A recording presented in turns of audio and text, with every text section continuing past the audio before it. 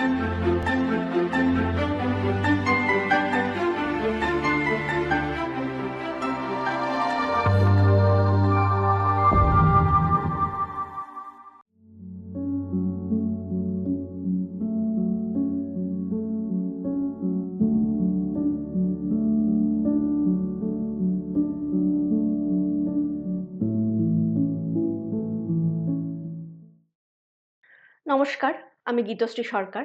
আমাদের আজকের আলোচনার বিষয় ফোর্ট উইলিয়াম কলেজ প্রতিষ্ঠা পরবর্তী পর্ব। আমরা আজ ফোর্ট উইলিয়াম কলেজের গদ্য ভাষা চর্চার ধারা সম্পর্কে আলোচনা করব। ফোর্ট উইলিয়াম কলেজের গদ্য ধারা চর্চার সম্বন্ধীয় আলোচনায় প্রবেশের আগে আমরা 19 শতকের পূর্ববর্তী পর্যায় সম্পর্কে গদ্য ধারা চর্চা সম্পর্কে খানিক সংক্ষেপে জেনে নেওয়ার চেষ্টা করব। আমরা জানি মধ্যযুগের সাহিত্য মূলত পদ্য নির্ভর, কিন্তু ষোড়শ সপ্তদশ শতাব্দী থেকেই বাংলা গদ্য চর্চার সূত্রপাত ঘটে। এই পর্বে মূলত ব্যক্তিগত চিঠিপত্র রচনার কাজে, দলিল দস্তাবেজ লেখার ক্ষেত্রে, আইন সংক্রান্ত বইপত্র লেখার কাজে বৈষ্ণব কারিকায় গদ্য ব্যবহারের নিদর্শন দেখতে পাওয়া যায়। পরবর্তীকালে অষ্টাদশ শতাব্দী থেকেই পরবর্তীতে 19 শতকে গদ্য চর্চার প্রভাব আরো বৃদ্ধি পায়। 18 শতক থেকেই আমরা দেখতে পাই মূলত মিশনারিদের ধর্মচর্চার কারণে বাংলা ভাষায় খ্রিস্টান ধর্ম প্রচারের উদ্দেশ্যে বাংলা গদ্য রচনার প্রবণতা তৈরি হয়। এই পর্বটি ছিল বাংলা গদ্য চর্চার প্রাথমিক পর্ব। এই সময় বাংলা গদ্য খুব ধীর গতিতে চলতে শুরু করেছিল। এই সময় বাংলা গদ্যের কোনো সুনির্দিষ্ট কাঠামো, কোনো সুনির্দিষ্ট ভঙ্গি ছিল না। পরবর্তীকালে ইংরেজ রাজকর্মচারীদের শিক্ষাদানের উদ্দেশ্যে বাংলা ভাষা শিক্ষার স্বার্থে বাংলা গদ্য রচনার প্রয়োজনীয়তা তৈরি হয় এবং বাংলা গদ্য রচনার প্রয়োজনীয়তা থেকেই এই সময় একটি শিক্ষা প্রতিষ্ঠান তৈরির প্রয়োজনীয়তা অনুভব করেন একাংশের ইংরেজ শাসক এবং এই প্রয়োজনীয়তা থেকেই তৈরি হয় ফোর্ট উইলিয়াম কলেজ। আমরা ফোর্ট উইলিয়াম কলেজের বাংলা ভাষা চর্চার ধারা সম্পর্কে আলোচনা করব। 19 শতকে ব্যক্তিগত চর্চার পাশাপাশি বাংলা গদ্য চর্চার সম্প্রসারণে দুটি প্রতিষ্ঠানের ভূমিকা অবশ্য উল্লেখ্য। তার মধ্যে একটি শ্রীরামপুর মিশন এবং আরেকটি ফোর্ট উইলিয়াম কলেজ। আমরা আজ ফোর্ট উইলিয়াম কলেজ প্রতিষ্ঠার পরবর্তী পর্যায়ের গদ্য চর্চার ধারা বহুমাত্রিক গদ্য শৈলী সম্পর্কে আলোচনা করব। ভারতের শাসন কার্য পরিচালনার জন্য ইংল্যান্ড থেকে আগত রাজকর্মচারীদের কাজকর্মের সুবিধার্থে এবং ভাষাগত ব্যবধান দূরীকরণের উদ্দেশ্যে একটি শিক্ষা প্রতিষ্ঠান তৈরি হয়। উইলিয়াম কেরির পরামর্শে লর্ড ওয়েলেসলি 1800 খ্রিস্টাব্দে দেশীয় ভাষা শিক্ষার উদ্দেশ্যে এই কলেজ প্রতিষ্ঠা করেন, যার নাম ফোর্ট উইলিয়াম কলেজ। 1801 খ্রিস্টাব্দে উইলিয়াম কেরি ফোর্ট উইলিয়াম কলেজের বাংলা এবং সংস্কৃত বিভাগের দায়িত্ব পান। 1801 থেকে 1815 সালের মধ্যে ফোর্ট উইলিয়াম কলেজে বাংলা গদ্যের ভিত্তি স্থাপিত হয়। ফোর্ট উইলিয়াম কলেজের বাংলা গদ্য চর্চার ধারা বাংলা ভাষা সাহিত্য সংস্কৃতি সংগঠনকে প্রভাবিত করেছিল। মূলত রাজকর্মচারীদের শিক্ষাদানের উদ্দেশ্যেই বাংলা পাঠ্যপুস্তক নির্মাণের প্রয়োজনীয়তা তৈরি হয়। এই পাঠ্যপুস্তক নির্মাণের দায়িত্বভার সামলেছেন সংস্কৃতজ্ঞ পণ্ডিত এবং ফার্সি জানা মুন্সিরা। ফলে ফোর্ট উইলিয়াম কলেজের গদ্য ভাষা রীতিতে সংস্কৃত এবং ফার্সি ভাষারীতির প্রভাব লক্ষণীয়। ফোর্ট উইলিয়াম কলেজ প্রতিষ্ঠার পরবর্তী পর্যায়ে শিক্ষাদানের জন্য উপযুক্ত গ্রন্থের অভাব অনুভব করেছিলেন কেরি সাহেব। এই সমস্যা দূরীকরণের জন্যই তিনি সংস্কৃতজ্ঞ পণ্ডিত এবং মুন্সিদের সাহায্য নেন। উইলিয়াম কেরি তার সহযোগী হিসেবে এই পর্বে পেয়েছিলেন রামরাম বসু এবং মৃত্যুঞ্জয় বিদ্যালঙ্কারকে। মূলত ইংরেজ রাজকর্মচারীদের শিক্ষার উদ্দেশ্যে ফোর্ট উইলিয়াম কলেজ প্রতিষ্ঠিত হলেও বাংলা গদ্য চর্চার ধারায় ফোর্ট উইলিয়াম কলেজের ভূমিকা বারবার আলোচনায় উঠে আসে। ফোর্ট উইলিয়াম কলেজ থেকে প্রকাশিত উল্লেখযোগ্য গ্রন্থগুলি উইলিয়াম কেরির কথোপকথন, ইতিহাসমালা, রামরাম বসুর রাজা প্রতাপাদিত্য চরিত্র এবং লিপিমালা, মৃত্যুঞ্জয় বিদ্যালঙ্কারের ৩২ সিংহাসন, রাজাবলী, হিতোপদেশ, প্রবোধ চন্দ্রিকা ইত্যাদি, এবং তারিণীচরণ মিত্রের ওরিয়েন্টাল ফেবুলিস্ট, গোলকনাথ শর্মার হিতোপদেশ, চণ্ডীচরণ মুন্সির তোতা ইতিহাস, হরপ্রসাদ রায়ের পুরুষ পরীক্ষা ইত্যাদি। আমরা আজকের আলোচনার ক্ষেত্রে মূলত ৩ জন গদ্য লেখককেই নির্বাচন করে নেব: উইলিয়াম কেরি, রামরাম বসু এবং মৃত্যুঞ্জয় বিদ্যালঙ্কার। আমরা আলোচনার সুবিধার্থে এই ৩ জনকে নির্বাচন করলাম, এবং এক্ষেত্রে মনে রাখতেই হবে ফোর্ট উইলিয়াম কলেজ প্রতিষ্ঠার ক্ষেত্রে উইলিয়াম কেরির ভূমিকা উপেক্ষা করা সম্ভব নয়, এবং ফোর্ট উইলিয়াম কলেজ প্রতিষ্ঠার ক্ষেত্রে বাংলা গদ্য চর্চার বিকাশে এই সময় যে দুজন সবচেয়ে গুরুত্বপূর্ণ ভূমিকা পালন করেছিলেন তাদের মধ্যে অন্যতম রামরাম বসু এবং মৃত্যুঞ্জয় বিদ্যালঙ্কার। ফোর্ট উইলিয়াম কলেজের গদ্যের বৈশিষ্ট্য সম্পর্কে আমরা সংক্ষেপে জেনে নেওয়ার চেষ্টা করব। 19 শতকের প্রথম পর্বে বাংলা গদ্যের কোনো সুনির্দিষ্ট কাঠামো বা নিয়ম লেখকদের সামনে ছিল না, ফলে বিভিন্ন ভাষার সাহিত্য থেকে অনুবাদকেই হাতিয়ার করেছিলেন সমকালের সাহিত্যিকরা। ফলে মূল গ্রন্থের ভাষারীতি, সাহিত্যরীতি বাংলা ভাষা চর্চার ক্ষেত্রে প্রভাব বিস্তার করেছিল। যেমন সংস্কৃত ভাষারীতি, ইংরেজি সাহিত্যের রীতি, ফার্সি ভাষাশৈলী, প্রচলিত কথ্য ভাষার প্রভাব ফোর্ট উইলিয়াম কলেজের গদ্য চর্চায় লক্ষণীয়। আমরা প্রথমে আলোচনা করে নেব রামরাম বসুর গদ্যশৈলী সম্পর্কে। রামরাম বসু জন্মগ্রহণ করেন 1757 খ্রিস্টাব্দে এবং মৃত্যুবরণ করেন 1813 খ্রিস্টাব্দে। রামরাম বসু উইলিয়াম চেম্বার্সের মুন্সি ছিলেন। পরবর্তীকালে মালদহে কাজ করার সূত্রে রামরাম বসুর সঙ্গে পরিচয় হয় উইলিয়াম কেরির। 20 টাকা মাসিক বেতনের বিনিময়ে তিনি কেরি সাহেবের মুন্সি নির্বাচিত হন, যাদের সহযোগিতায় উইলিয়াম কেরি বাংলা গদ্যের উপযোগী পাঠ্যপুস্তক রচনায় কলম ধরেছিলেন। তাদের মধ্যে অন্যতম রামরাম বসু। রামরাম বসু রচিত দুটি প্রধান গ্রন্থ রাজা প্রতাপাদিত্য চরিত্র এবং লিপিমালা। রাজা প্রতাপাদিত্য সম্পর্কে বংশ পরম্পরায় বিভিন্ন কাহিনী প্রচলিত রয়েছে। এই কাহিনীগুলি সম্পর্কে সম্যক অবহিত ছিলেন রামরাম বসু। এছাড়াও ফার্সিতে রচিত প্রতাপাদিত্য সম্পর্কিত বিভিন্ন লেখাপত্রের ওপর ভিত্তি করেই রাজা প্রতাপাদিত্য চরিত্র রচনা করেন রামরাম বসু। এই বইটি একটি মৌলিক রচনা, ফার্সি গ্রন্থের অনুবাদ নয়। রাজা প্রতাপাদিত্য চরিত্র বইটির রচনা রীতি আমরা সংক্ষেপে দেখে নিই। এই বইটিতে শাসন কার্য বা রাজস্ব বিষয়ক আলোচনার ক্ষেত্রে আরবি ফার্সি শব্দের আধিক্য লক্ষণীয়। বহু সমালোচকই এই আরবি ফার্সি শব্দ ব্যবহারকে লেখকের রচনা শৈলীর দোষ হিসেবে নির্দিষ্ট করেছেন, কিন্তু ভুলে গেলে চলবে না 19 শতকের প্রথম পর্ব পর্যন্ত বাংলা সাহিত্যে, বাংলা গদ্যে আরবি ফার্সি শব্দ স্বাভাবিকভাবেই ব্যবহৃত হয়েছে, কারণ তার আগে পর্যন্ত শাসকের ভাষার কারণেই বাংলা ভাষায় আরবি ফার্সি শব্দ সাবলীলভাবে গৃহীত হয়েছিল। রাজা প্রতাপাদিত্য চরিত্র বইটির কিছু উদাহরণ আমরা তুলে ধরছি। যে কালে দিল্লির তখ্তে হোমাং বাদশাহ, তখন ছোলেমান ছিলেন কেবল বঙ্গবিহারের নবাব। পরে হোমাং বাদশাহের ওফাত হইলে হিন্দুস্তানে বাদশাহ হইল। এই রচনার বৈশিষ্ট্যগুলির দিকে তাকালে দেখতে পাবো পদবিন্যাস রীতিতে বেশ কিছু জটিলতা এবং বিশৃঙ্খলা লক্ষণীয়। ফার্সি ভাষার মুন্সি রচিত এই গ্রন্থে ফার্সি শব্দের বাহুল্য অবশ্য লক্ষণীয়। এই বইতে আরবি, ফার্সি, বাংলা, সংস্কৃতের পাশাপাশি অবস্থানের ফলে এক মিশ্র ভাষাশৈলী তৈরি হয়েছে। এই সময় পর্যন্ত বাংলা গদ্যের কোনো আদর্শ কাঠামো না থাকায় লেখকগণ নিজেদের পারঙ্গমতা অনুযায়ী বাংলা গদ্যের কাঠামো বা স্টাইল তৈরির চেষ্টা করেছিলেন। রামরাম বসু রচিত আরেকটি উল্লেখযোগ্য বই লিপিমালা। লিপিমালা মূলত পত্রাকারে লিখিত হলেও এটিকে চিঠি বলা যাবে না, বরং একে প্রবন্ধ বলাই শ্রেয়। এই বইটি বিভিন্ন কাহিনীর ওপর ভিত্তি করে রচিত, যেমন পরীক্ষিতের কাহিনী, গোরা বা গৌরাঙ্গের উপাখ্যান, বাইবেলের অনুবাদ ও খ্রিস্টীয় ধর্মপ্রচারক দিগের কথা, শিব ও সতী কাহিনী, কালবচন ও মুচকুন্দের কাহিনী ইত্যাদি। রাজা প্রতাপাদিত্য চরিত্রের তুলনায় লিপিমালার ভাষা অনেক বেশি কথ্য ভাষা অনুসারী। এই রচনার মূল উদ্দেশ্যই ছিল বিদেশি শিক্ষার্থীকে দেশীয় ভাষা এবং সংস্কৃতির সঙ্গে পরিচিত করানো। রামরাম বসু এই বইয়ের ভূমিকাতেই বলেছেন, এখন এ স্থলের অধিপতি ইংলণ্ডীয় মহাশয়েরা তাহারা এদেশীয় চলন ভাষা অবগত নহিলে রাজক্রিয়াক্ষম হইতে পারেন না।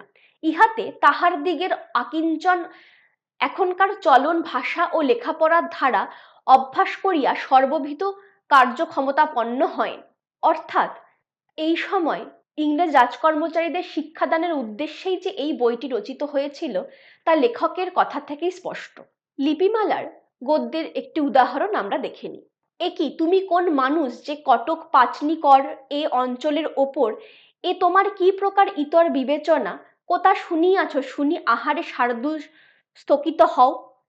এ সামান্য বিষয় প্রযুক্ত এখানকার কোপের বাহুল্য হয় না শৃগালের গর্জনে, কেশরী নহি রোষে যদিতু হইল তবে তোমার কি গতি হইবে।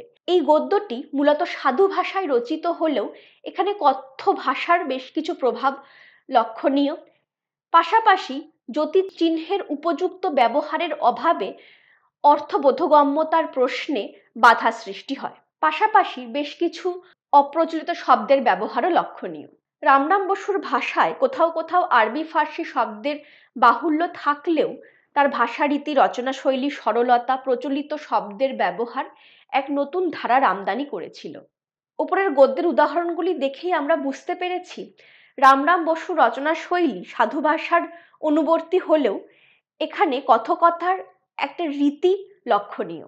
প্রচলিত শব্দ, পদ, ইডিয়াম ব্যবহারের প্রবণতা দেখতে পাওয়া যায়। সমকালের বাংলা গদ্যের বিকাশে প্রকাশে রামরাম বসুর মতো মৌলিক গদ্য লেখকদের ভূমিকা অবশ্যপাঠ্য। আমরা এর পরবর্তী পর্যায়ে আলোচনা করব ফোর্ট উইলিয়াম কলেজের অন্যতম উদ্যোক্তা এবং শিক্ষক উইলিয়াম কেরি সম্পর্কে।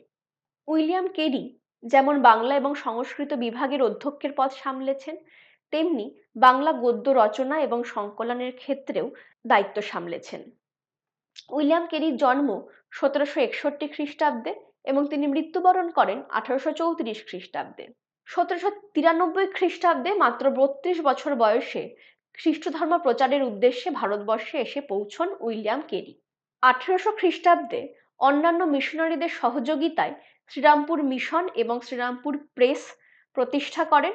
শ্রীরামপুর মিশনের উদ্যোগে শ্রীরামপুর প্রেস প্রতিষ্ঠার সূত্রেই বাংলা বই ব্যাপক প্রসার লাভ করে। উইলিয়াম কেরি রচিত অন্যতম দুটি গ্রন্থ ইতিহাসমালা এবং কথোপকথন। এছাড়াও উইলিয়াম কেরি 1801 সালে ইংরেজিতে বাংলা ব্যাকরণ বই এবং ইংরেজি অভিধান রচনা করেন। 1818 সালে ইংরেজি ভাষায় একটি মাসিক পত্র পরিচালনা করেন যার নাম দ্য ফ্রেন্ড অফ ইন্ডিয়া। এই পত্রিকা পরিচালনার কাজে সহযোগীর ভূমিকা পালন করেছিলেন জসুয়া মার্সম্যান এবং উইলিয়াম ওয়ার্ড। উইলিয়াম কেরি রচিত অন্যতম গ্রন্থ ইতিহাসমালার রচনাকাল এবং লেখক পরিচিতি নিয়ে নানান মতানৈক্য রয়েছে। আলোচকদের মতে এটি কেরির নিজস্ব রচনা নয়, তিনি সংকলক মাত্র। নানান মতানৈক্য সত্ত্বেও শেষ পর্যন্ত আলোচকরা এই সিদ্ধান্তে উপনীত হয়েছেন যে কেরির নির্দেশে ফোর্ট উইলিয়াম কলেজের পণ্ডিতরা নানান সূত্র থেকে এই গল্পগুলি সংগ্রহ করেন। ইতিহাসমালা নানা গল্পের সমাবেশে গড়ে ওঠা একটি গ্রন্থ। এই বইতে পঞ্চতন্ত্র, হিতোপদেশ, 32 সিংহাসন, বেতাল পঞ্চবিংশতি, ঈশপের গল্প, মঙ্গল কাব্য, ইতিহাসের বিভিন্ন অনুবাদ দেখতে পাওয়া যায়। এই গল্পগুলির মূল উদ্দেশ্যই ছিল নীতি শিক্ষা প্রদান। ইতিহাসমালা প্রায় 150 গল্পের একটি সংকলন। ইতিহাসমালার কিছু উদাহরণ আমরা দেখে নিই। এক রাজার 2 সন্তান, কিন্তু উভয় মূর্খতম। রানী পতিব্রতা, পরে রাজা আপন তনয়ের দিগের বিদ্যার নিমিত্তে নানা শাস্ত্রজ্ঞ একজন পণ্ডিত রাখিয়া পুত্রদিগকে সমর্পণ করিলেন। এই উদাহরণটিতে আমরা সাধু গদ্য রীতির প্রভাবই দেখতে পাই। তৎসম শব্দ, সংস্কৃত গ্রন্থি শব্দের প্রাধান্য এই অংশে লক্ষণীয়। এক গৃহসেতর 4 ভাই একত্র আছে, তাহার মধ্যে বড় যে ব্যক্তি সে ব্যবসা করে। একদিন সে বলদ লইয়া বাণিজ্যে যায়, সেই সময় তত্ত্ব করিয়া দেখিল যে গুণসূচি নাহি। পরে অনেক অন্বেষণ করিল এবং বাটির প্রত্যেককে জিজ্ঞাসা করিল, কোনো প্রকার পাইল না। অতএব সে বড় বিরক্ত হইয়া বলিল, হাই হাই, আমার যদি 50 টাকা ক্ষতি হইত তাহাতেও এমন দুঃখী হইতাম না। আমরা আরো একটি উদাহরণ দেখে নিই। কাশ্মীর দেশেতে মন্দবুদ্ধি নামে এক শেখ চিল্লি থাকে, সে নগরে মোট বহিয়া মজুরি করিয়া খায়, এমতে কতক দিন যায়। এক দিবস কোনো সিপাই হস্তিনা নগর হইতে সেখানে আসিয়া এক ঘড়া ঘৃত খরিদ করিয়া মজুর তল্লাশ করিতে ওই মন্দবুদ্ধি বলিল যে, আমি এই ঘৃতকুম্ভ লইয়া যাইতেও পথিমধ্যে মনে বিচার করিতে লাগিল, ওই যে সিপাহীর ঠাই মজুরি পাইব, তাহাতে প্রথমে মুরগি খরিদ করিব, তাহার অনেক বাচ্চা হইলে পাল বাড়িলে মুরগি বেচিয়া বকরি কিনিব। এই উদাহরণগুলি পাঠ করার মাধ্যমে আমরা দেখতে পাই এখানে সাধু শব্দ ব্যবহৃত হলেও সংস্কৃত শব্দের আড়ম্বর নেই। যতিচিহ্ন ব্যবহারের অভাবের দরুন বাক্য বোঝার ক্ষেত্রেও বেশ কিছু সমস্যা তৈরি হচ্ছে। গল্প সংগ্রহ হওয়ার কারণেই সাধু ভাষায় রচিত হওয়া সত্ত্বেও এই গ্রন্থের রচনা অন্যান্য রচনার তুলনায় প্রাঞ্জল। উইলিয়াম কেরি রচিত আরেকটি উল্লেখযোগ্য গ্রন্থ কথোপকথন। এই বইটি মূলত দ্বিভাষিক। কথোপকথনগুলি অধিকাংশই বিদেশিদের ব্যবহারের স্বার্থে শিক্ষার উপযোগী হিসেবে রচিত। এই বইতেও সাধু ভাষা ব্যবহৃত হলেও কিছু ক্ষেত্রে রচনা রীতিতে কথ্য ভাষার ব্যবহার লক্ষণীয়। কথোপকথনের একটি উদাহরণ আমরা দেখে নিই। এটি দুজন স্ত্রীলোকের কথাবার্তার উদাহরণ। প্রথমা: ওলো তোর ভাতার কারে কেমন ভালোবাসি বল শুনি। দ্বিতীয়া: আহা তাহার কথা কহ কেন, এখন আর আমাদের কি আদর আছে, নতুনের দিকে মন ব্যতি রেখে পুরাণের দিকে কে চাহে। এখানে যতিচিহ্ন ব্যবহারের সাবলীল প্রকাশ লক্ষণীয়। আমাদের পরবর্তী আলোচ্য মৃত্যুঞ্জয় বিদ্যালঙ্কার এবং তার গদ্যশৈলী। মৃত্যুঞ্জয় বিদ্যালঙ্কার জন্মগ্রহণ করেন 1762 খ্রিস্টাব্দে এবং মৃত্যুবরণ করেন 1819 সালে। মৃত্যুঞ্জয় বিদ্যালঙ্কার 1801 সালে মাসিক 200 টাকা বেতনের বিনিময়ে ফোর্ট উইলিয়াম কলেজের প্রধান পণ্ডিত হিসেবে যোগদান করেন। পরবর্তীতে 1805 সালে সংস্কৃত ভাষার অধ্যাপকের পদেও আসীন হন। রামমোহনের সমসাময়িক এবং বিদ্যাসাগরের পূর্ববর্তী ধারার লেখক মৃত্যুঞ্জয় বিদ্যালঙ্কার বাংলা সাহিত্য চর্চার প্রথম ধারার অন্যতম আলোচ্য নাম। ফোর্ট উইলিয়াম কলেজের হাত ধরে বাংলা গদ্য চর্চার যে বিস্তার ঘটে, সেক্ষেত্রে গোলকনাথ শর্মা, রাজীবলোচন মুখোপাধ্যায়, চণ্ডীচরণ মুন্সী, রামরাম বসুদের সঙ্গে গুরুত্বপূর্ণ ভূমিকা পালন করেছিলেন মৃত্যুঞ্জয় বিদ্যালঙ্কার। ফোর্ট উইলিয়াম কলেজের অন্যান্য লেখকদের তুলনায় বিদ্যালঙ্কার মহাশয় রচিত পুস্তকের সংখ্যা সবচেয়ে বেশি। মৃত্যুঞ্জয় বিদ্যালঙ্কার রচিত বইগুলি 32 সিংহাসন, রাজাবলি, হিতোপদেশ, বেদান্ত চন্দ্রিকা, প্রবোধ চন্দ্রিকা। আমরা মৃত্যুঞ্জয় বিদ্যালঙ্কার রচিত গ্রন্থের কতকগুলি উদাহরণ দেখে নেব। 32 সিংহাসনের একটি উদাহরণ: হে মহারাজ, শুনো, রাজলক্ষ্মী কখনো কাহাতেও স্থির হইয়া থাকে না। রক্ত মাংস মলমূত্র নানাবিধ ব্যাধিময় এ শরীরও স্থির নয়, এবং পুত্র মিত্র কলত্র প্রভৃতি কেহ নিত্য নয়। অতএব এ সকলে আত্যন্তিক প্রীতি করা জ্ঞানীজনের উপযুক্ত নয়। প্রীতি যেমন সুখদায়ক, বিচ্ছেদে ততোধিক দুঃখদায়ক হন। অতএব নিত্য বস্তুতে মনোভিনিবেশ জ্ঞানীর কর্তব্য। সমকালের ধারাতেই সাধুরীতির প্রয়োগ এই গ্রন্থেও লক্ষণীয়। মূলত সংস্কৃত থেকে অনুবাদের কারণে সংস্কৃত ভাষা শৈলীর প্রভাব বাক্য গঠনে লক্ষণীয়। আমরা আরেকটি উদাহরণ দেখিনি 32 সিংহাসন থেকেই। রাজা বিক্রমাদিত্য কহিলেন যে, যোগী যে বিষয় অবশ্য ভবিতব্য তাহার অন্যথা কদাচ হয় না, পুরুষের চেষ্টাতেও কি হয়। ইহা শুনিয়া যোগী কহিলেন, হে মহারাজ, তুমি যে পুরুষ কহিলা, এ নীতিশাস্ত্র বিরুদ্ধ। নীতিশাস্ত্রের মতে যে পুরুষ উদ্যোগ সর্বদা করে, সেই উত্তম পুরুষে আর ভবিতব্যই হয়, সে ভবিতব্য নয়, সে নানা যত্নেতেও হয় না। এখানে মূলত যতিচিহ্নের স্বল্পতার কারণে অর্থবোধে বাধার সৃষ্টি হয়েছে এবং বাক্যের আন্বয়িক জটিলতাও বোধগম্যতার ক্ষেত্রে প্রতিবন্ধকতা সৃষ্টি করছে। এই উদাহরণগুলিতে জটিল বাক্য গঠনের প্রবণতা বিশেষভাবে চোখে পড়ে। মৃত্যুঞ্জয় বিদ্যালঙ্কার রচিত আরেকটি উল্লেখযোগ্য অনুবাদ গ্রন্থ হিতোপদেশ। এটি একটি আক্ষরিক অনুবাদ। মূল গদ্যের রীতি অনুসরণ এবং অনুকরণের প্রবণতা এই গ্রন্থে লক্ষণীয়। হিতোপদেশের ক্ষেত্রেও সংস্কৃত থেকে অনুবাদের কারণে সংস্কৃত বাক্যরীতির প্রভাব চোখে পড়ে। মৃত্যুঞ্জয় বিদ্যালঙ্কার রচিত গদ্যের কিছু উদাহরণ আমরা দেখে নিই। দ্বারবতী নামে পুরীতে কোনো গোপের বন্ধু থাকে, সে ভ্রষ্টা গ্রামের কোটালের এবং তাহার পুত্রের সহিত ক্রীড়া করে। পণ্ডিতেরা তাহা কহিয়াছেন, কাষ্ঠেতে অগ্নি হয় না, নদীতে সমুদ্র তৃপ্ত হয় না, প্রাণীতেও যম তৃপ্ত হয় না। এই অংশে মূলত জ্যোতিচিহ্ন ব্যবহারের দুর্বলতার কারণে অর্থ বোঝার ক্ষেত্রে সামান্য প্রতিবন্ধকতা তৈরি হয়। এই বাক্যের ক্ষেত্রে আমরা জটিল বাক্য গঠনের রীতি দেখতে পাই। মগধ দেশে চম্পকাবতী নামে এক বন থাকাতে, তাহাতে হরিণ ও কাক দুইজন বহুকাল বড় স্নেহেতে বাস করে। সেই হরিণ আপন ইচ্ছামতো ভ্রমণ করত হৃষ্টপুষ্টাঙ্গ হইয়া কোন শৃগাল কর্তৃক দৃষ্ট হইল। তাহাকে দেখিয়া শৃগাল চিন্তা করিল, আহ, কি প্রকারে এই উত্তম ললিত মাংস খাইব। মূলত এখানে সংস্কৃত গ্রন্থি শব্দের ব্যবহার, তৎসম শব্দের ব্যবহার লক্ষণীয় এবং জটিল এবং যৌগিক বাক্য গঠন এক আন্বয়িক জটিলতা সৃষ্টি করেছে। মৃত্যুঞ্জয় বিদ্যালঙ্কার রচিত রাজাবলী বাংলা ভাষায় ভারতবর্ষের প্রথম ধারাবাহিক ইতিহাস। পূর্ববর্তী ধারার তুলনায় এই অংশের রচনা খানিক সহজ। এই বইটির একটি উদাহরণ আমরা দেখে নেব। যে সিংহাসনে অমূল্য রত্নময় কিরীটধারী রাজারা বসিতেন, সেই সিংহাসনে জটাধারী বসিল। যে সিংহাসনস্থ রাজাদের নিকটে অনাবৃত অঙ্গে কেহ যাইতে পারিত না, সেই সিংহাসনে স্বয়ং দিগম্বর রাজা হইল। এই অংশে অর্থবোধগম্যতার ক্ষেত্রে জটিলতা সৃষ্টি হয় না এবং পূর্ববর্তী ধারার তুলনায় মৃত্যুঞ্জয় বিদ্যালঙ্কারের রচনা রীতির যে বিবর্তন তাও এখানে চোখে পড়ে। বেদান্ত চন্দ্রিকা। এই গ্রন্থটি রামমোহন রায়ের বেদান্ত গ্রন্থের প্রতিবাদে রচনা করেন মৃত্যুঞ্জয় বিদ্যালঙ্কার।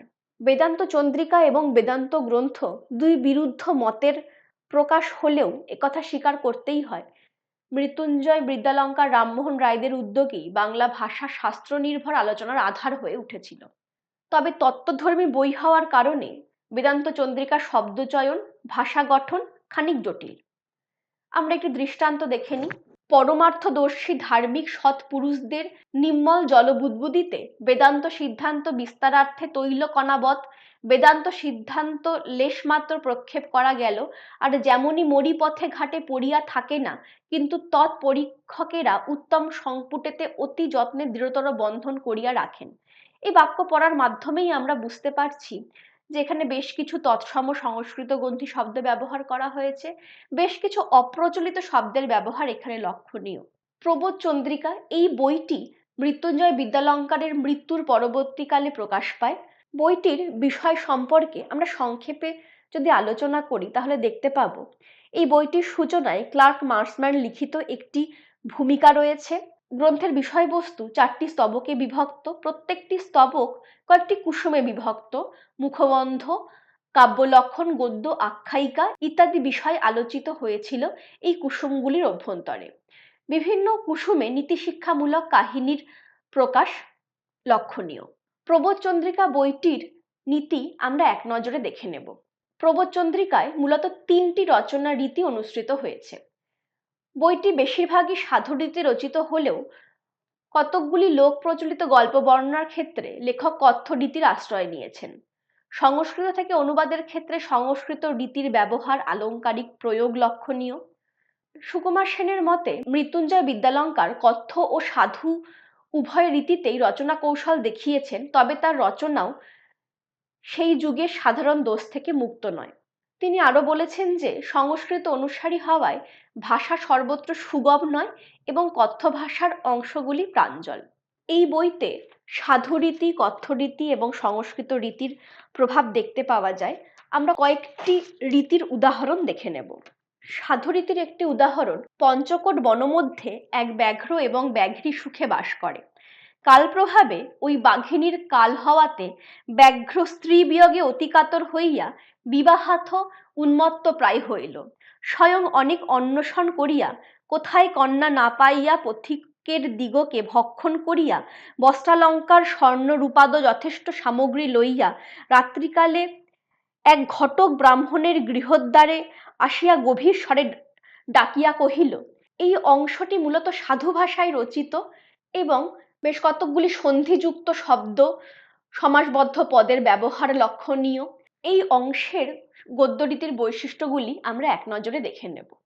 মৃত্যুঞ্জয় বিদ্যালঙ্কার সাধুরীতি রচনার ক্ষেত্রে কিছু কিছু অপ্রচলিত শব্দের ব্যবহার করেছেন। আবার একই বাক্যে কিছু চলিত এবং সাধুরীতির মিশ্রণও লক্ষণীয়। যেমন প্রথম বাক্যে ক্রিয়াপদ হিসেবে তিনি করে শব্দটি ব্যবহার করেছেন, এটি একটি চলিত রূপ। আবার দ্বিতীয় বাক্যেই তিনি হইল শব্দ ব্যবহার করেছেন, যা ক্রিয়াপদের সাধুরূপ। কিছু ক্ষেত্রে দীর্ঘ বাক্য গঠন খানিক জটিল হলেও অর্থ বোঝার ক্ষেত্রে অসুবিধা তৈরি হয় না। আমরা একটি মৌখিক রীতির উদাহরণ দেখে নিই। তাহার স্ত্রী কপালে করাঘাত করিয়া বলিল, ওমা এ কি হইল, শিয়ালের কামড় বড় মন্দ না জানি, মোর ভাগ্যে কি আছে অভাগিনী জনম দুঃখিনী মুই, মোরা চাষ করিব ফসল পাবো রাজার রাজস্ব দিয়া যা থাকে, তাহাতেই বছর শুদ্ধ অল্প করিয়া খাবো, ছেলে পুলিগুলি পুষিব, এক বছর সুখা হাজাকে কিছু খন্দ হয় না, সে বছর বড় দুঃখে দিন কাটি, কেবল উড়ি ধানের মুড়ি বটর মুসুর শাক পাত শাবক গুগলি সিজাইয়া খাইয়া বাঁচি, খড়কুটা কাটা শুকনা পাতা কঞ্চি তুষ ও বিলঘুটিয়া কুড়াইয়া জ্বালানি করি। এই উদাহরণটি একটি কথ্য রীতির উদাহরণ। এখানে বেশ কিছু কথ্য শব্দের প্রভাব প্রয়োগ লক্ষণীয়। যেমন এখানে শিয়াল শব্দ ব্যবহৃত হয়েছে, মুই শব্দ ব্যবহৃত হয়েছে, এটি একটি চলিত রীতির উদাহরণ। এই উদাহরণে বেশ কিছু কথ্য প্রচলিত শব্দের প্রয়োগ লক্ষণীয়। অর্থাৎ একই গ্রন্থের ক্ষেত্রে বিবিধ রীতির সমাবেশ ঘটিয়েছিলেন মৃত্যুঞ্জয় বিদ্যালঙ্কার। অসিত বন্দ্যোপাধ্যায় প্রবোধচন্দ্রিকা সম্পর্কে বলেন, প্রবোধচন্দ্রিকার কোনো কোনো স্থলে একটু দুরহ সংস্কৃত বাহুল্য আছে, কিন্তু তা বাদ দিলে তার গদ্য গ্রন্থে একই সঙ্গে গুরুগম্ভীর ক্লাসিক রীতি, সরল পরিচ্ছন্ন সাধু ভাষা এবং স্থানীয় উপভাষার প্রভাব দেখা যায়। বাংলা লিখতে বসে সাধু এবং চলিত এই দুই রীতির পার্থক্যকে উপলব্ধি করতে পেরেছিলেন মৃত্যুঞ্জয় বিদ্যালঙ্কার।